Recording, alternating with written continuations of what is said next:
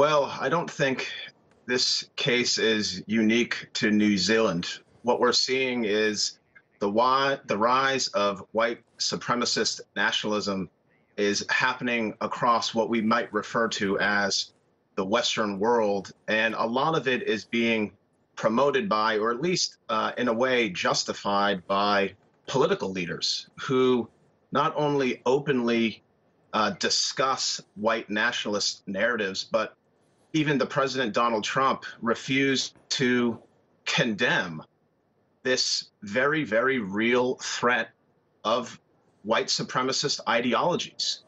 So it's not unique to New Zealand. It's happening across the world, and we have to recognize that this is a transnational problem. It's not impacting one nation alone. Okay. And how do you think this fits into a climate of anti-immigration and rising Islamophobia?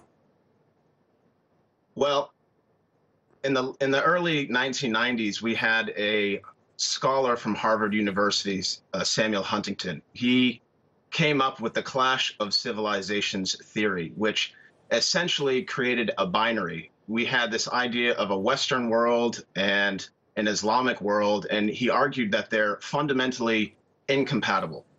So with the migration of Muslims to Western countries, you have a lot of people on the far right, and even in conservative circles, actually buying into this theory, this claim that the West and the Ummah, the Islamic world, is on a collision course. So when Westerners see Muslims in their communities, a lot of the times this clash of civilizations theory is popping up. And again, it's popping up because of mainstream narratives that politicians are actually putting out into the public sphere.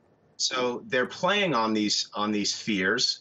The fears are unnecessary because this binary, this idea that the Islamic civilization and Western civilization are somehow fundamentally incompatible, ignores the fusion and the synthesis that these two worlds have always played off of each other over history. Okay. And I'm interested to get your take on this. What does it say that the main perpetrator in this horrific attack actually sent out a lengthy manifesto prior committing these crimes, as well as live streaming the attacks on social media? I think this is a very easy point. This troubled individual was looking for attention. He wanted to be remembered for what he did. And you know what he also did on his gun? He wrote the name of Bissonnette, who was the man who carried out the attack on a mosque in Montreal. So it's almost like he's trying to be a martyr of some sort. He's trying to be a hero. But at the end of the day, what he's looking for is attention. And let me be very, very clear here. We need to not remember this murderer. We need to remember the victims, which are about 51 now. A good friend of mine, Khalid Badoon, and I recommend all of your viewers go to his social media website. He's been honoring each of the victims with all of their humanity, their brothers, their daughters, their husbands, there are neighbors, there are coworkers.